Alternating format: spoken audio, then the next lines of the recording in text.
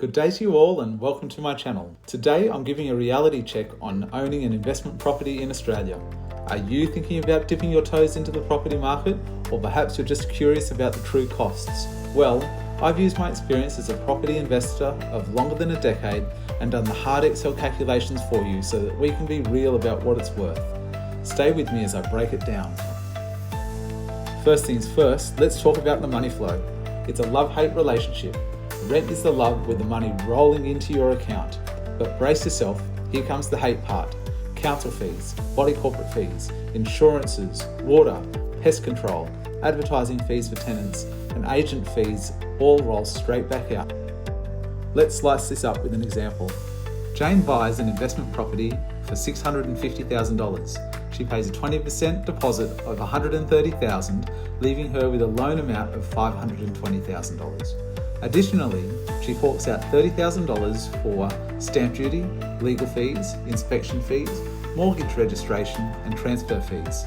So money out on day dot is $160,000. In the first year, Jane gets $550 per week in rent, totaling $28,050 for the year. She secures a 30-year principal and interest investor loan with a 6.25% interest rate. For the year, she pays $32,326 in interest payments and an additional $6,131 in principal payments. On top of that, council fees cost her $1,750. Building and landlord insurance is $2,500. She also sets aside $2,000 for repairs and maintenance, and her agent charges her $1,100 for finding a tenant and an additional 7% of the rental income to manage the property ongoing. Money out at this stage is a whopping $48,471. Adding all of this up before any tax benefits, the property costs her $20,421 in the first year, or an average of $392 per week. You may have heard that some costs are tax deductible, and in my experience, many people overestimate the benefit. A tax deduction reduces the amount of income that is subject to tax, which overall lowers the tax that you pay. Let's keep going with Jane's example for a reality check. Jane talks to her tax advisor and determines that of her $48,471 in total costs, $42,340 is tax deductible. Additionally, she gets a depreciation report for her investment property, which says that she can claim a further $5,000 in depreciation per year for the next 20 years. So in year one, her total tax deductible expenses becomes $47,340. But what's the value of this tax deduction? The way that I think about this is pretty straightforward. I think about what Jane would have paid in income tax without the property versus what she does pay in income tax with the property. The difference is the value of owning the property as a tax benefit or liability. Without the property, Jane's taxable income is just her earnings, and let's say that's $100,000 excluding super. On this income, she would pay $20,788 in income tax. But with the property, her taxable income would be her $100,000 salary plus $28,050 in rental income minus $47,340 in tax deductions, meaning her taxable income in year one is $80,710. The income tax Jane would pay on this amount is $15,001.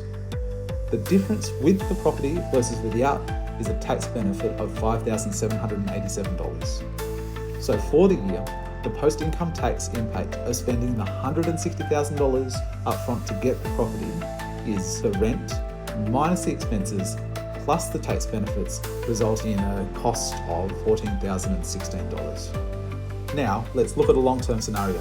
Assuming over the next 5 years, interest rates drift down to 4.5% and stay there, inflation is 3%, and rent increases are also 3%. If this scenario was to play out in today's dollars using the same approach, it would cost Jane $14,000 in the first year, and this would drift steadily down to costing Jane $1,000 in the last year. After 30 years and the loan is all paid off, Jane would be $13,000 per year better off than if she'd never bought the property in the first place. She would also spend approximately $319,000 in today's money to get there. But don't forget, she'd also own the property outright. Do you feel that's a bit conservative? Let's tweak the assumptions and get a bit more aggressive. Let's assume that over the next 3 years, interest rates drift down to 3% and stay there. Let's say inflation is 2.5%, and let's say that rent increases go up by 5% per year. If this scenario was to play out, It would still cost Jane $14,000 in the first year, but by the 12th year, Jane would be $400 per year better off than if she didn't buy the property. And this would steadily increase to $26,000 per year by the end of the loan. Over the life of the loan, Jane would have spent an additional $112,000 in today's money. And again, at the end of the day, she'd own the property outright. At the end of the loan, Jane getting somewhere between $13,000 and $26,000 per year in today's money. Jane may decide that this isn't enough for her and she decides to sell. Now, this too sounds great in practice, and it's easy to get blinded by some amazing numbers that people will throw around, such as in 30 years, this place will be worth a couple of million, which is probably true, but $2 million in 30 years is not the same as $2 million today. If inflation is 3%, then $2 million in 30 years is only $824,000 in today's money. Less than half, right? And there's still tax to pay on any profit you may make. Let's get back to Jane's example. After paying off the loan, Jane decides to sell because the income from the property just isn't enough.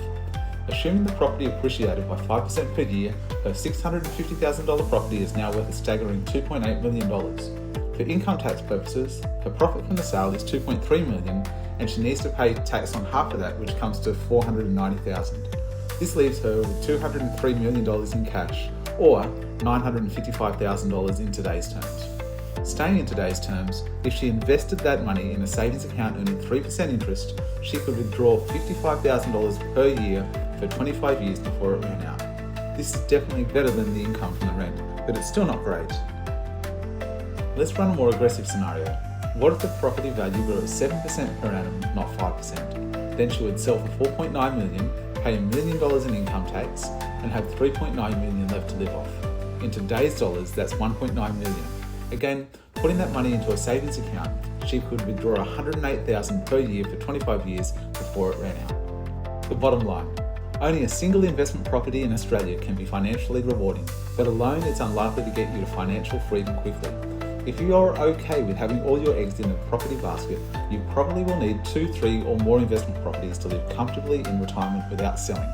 Your other option is to sell and live off the proceeds, and one property may be enough, but more likely you'll need 2 and a little bit of luck with increasing property values. Of course, if you do sell them, you no longer have the investment property to hand down to your next generation. So, what's to be done? Owning a property, finding a side hustle, investing in other things like shares, saving as aggressively as you can and as early as you can, and reinvesting every cent of your earnings are all great steps you can take to secure your future.